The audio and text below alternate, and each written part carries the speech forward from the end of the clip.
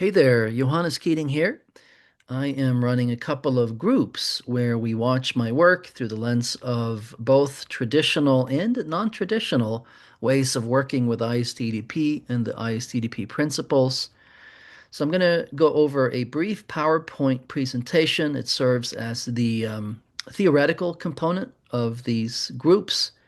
The two groups that I have now, they are full. I believe the second one is too. I'm not totally sure about that, but they're pretty much full as of right now. But if the idea interests you, do feel free to reach out and maybe we'll start a third group or something.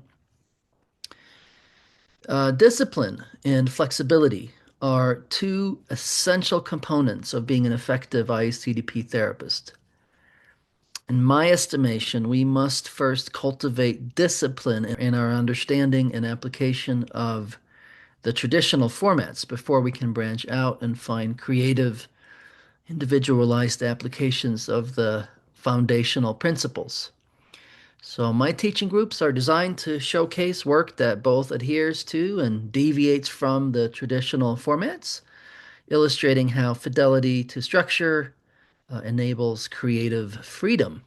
So I'm going to get on with the PowerPoint now. It's really just a very brief thumbnail sketch overview of the conceptual component of this learning experience.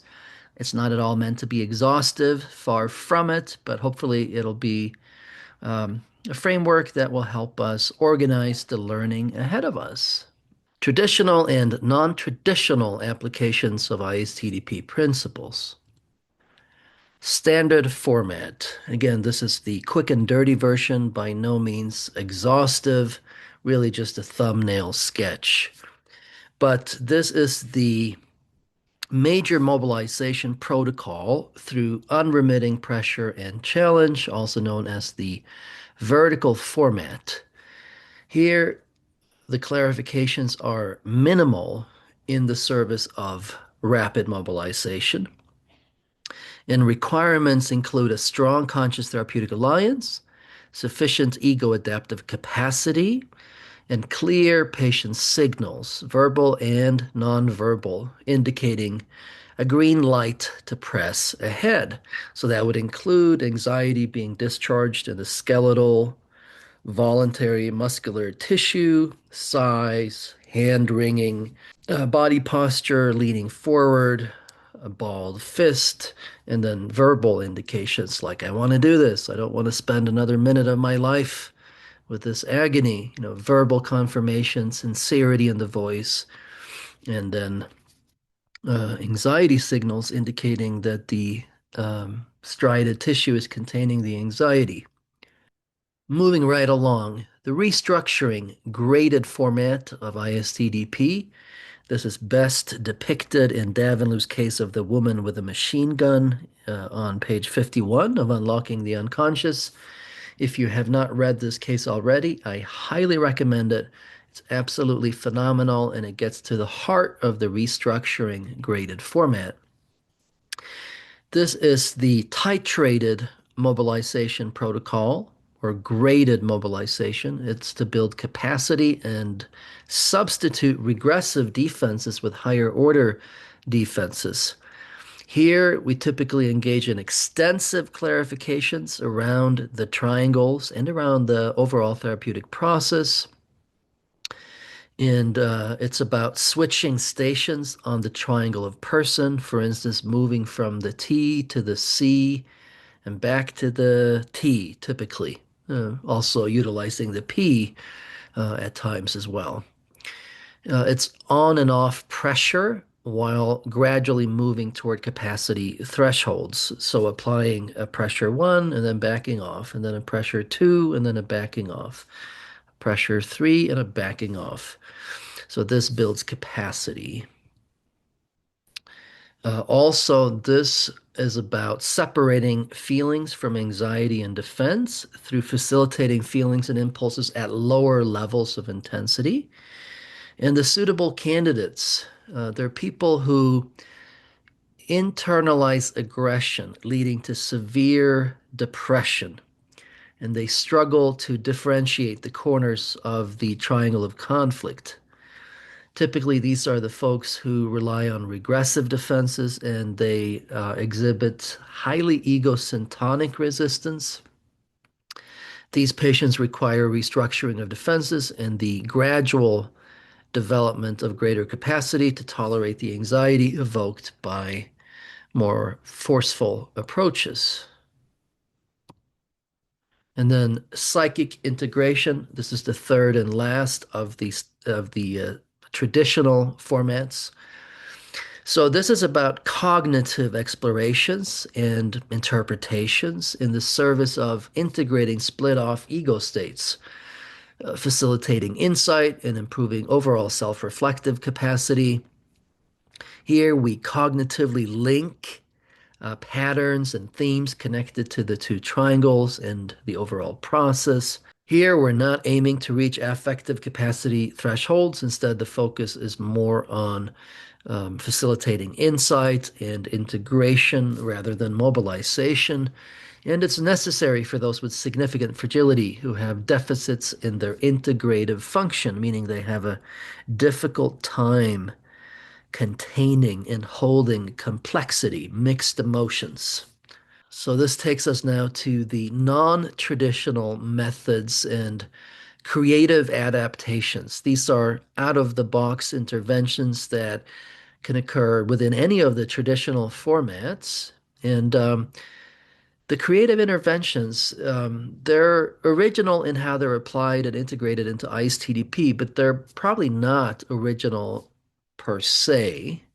The following examples reflect some of my more common deviations from the traditional formats, methods, approaches that have proven helpful and aligned with my own personality and voice.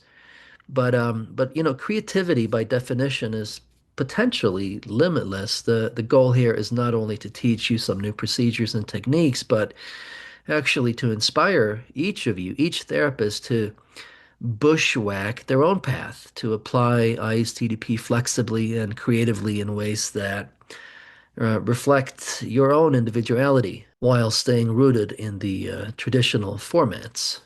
So, conversational intimacy, I imagine it's not original, even though this is a result of my own thinking and what I've learned from my teacher. But I imagine that the principles and some of the techniques, they can be found in other thinkers and other schools of therapy.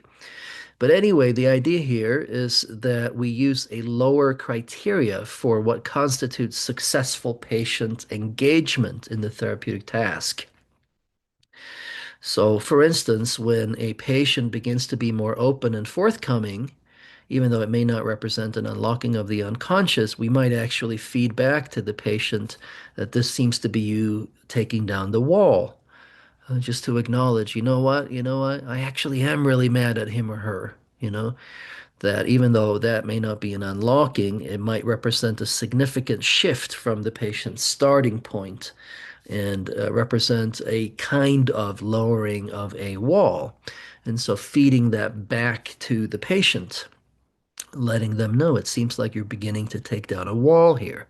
That would be conversational intimacy. So this facilitates corrective emotional experiences through genuine human dialogue. It involves selective therapist self-disclosure to model authenticity, normalize closeness, and to counter transference distortions. And it's for those who don't respond well to traditional formats, even where graded work is attempted, and even where graded work seems to lead to enactments. Conversational intimacy can be really helpful. Typically, it's helpful for patients that have a really heightened sensitivity to criticism and a lot of projection of superego. Portraying or portraiting intimacy. This can foster reality-based emotional connection through imagined relational dialogue. It's simulating an intimate dialogue between the patient and another person, where the therapist is channeling the patient without defenses, sort of what the patient might sound like if they were not defended, but simply equipped to communicate in ways that are emotionally intimate. This applies a kind of mild pressure against resistance to closeness.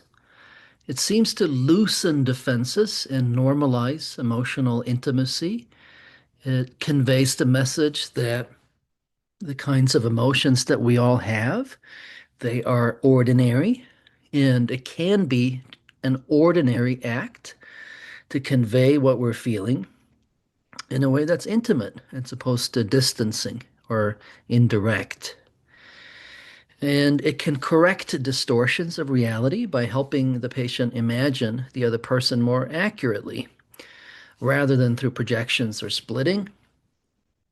And it can shift the patient from a stance of victimhood to one of responsibility and agency.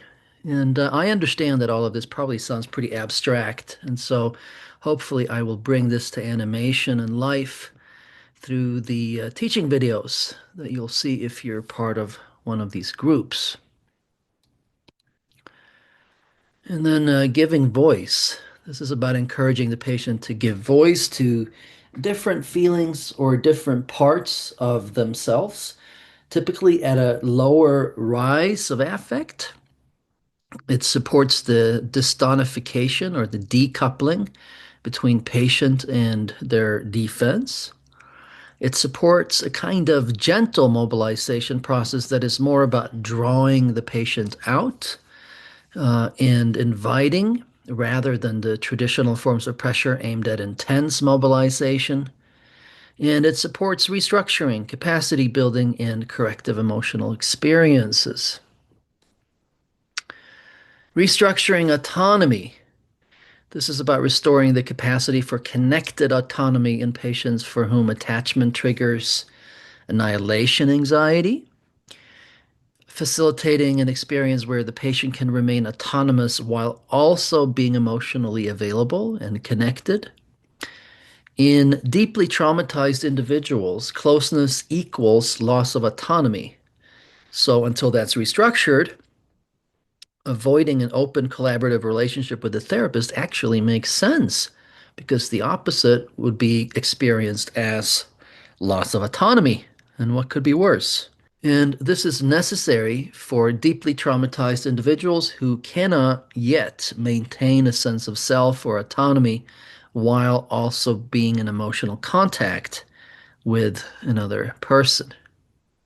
The heart of ISTDP is not technique, but it's disciplined contact. It's meeting each patient where truth and humanity converge. Mastery of the traditional formats provides the foundation for creativity, allowing each of us to find our own voice and apply the protocols with flexibility, depth, and personal authenticity. If you are interested in these groups that I'm running, the traditional, non traditional teaching groups, where I try to bring these ideas to life, then just shoot me an email at johannes@acceleratedpsychotherapy.com.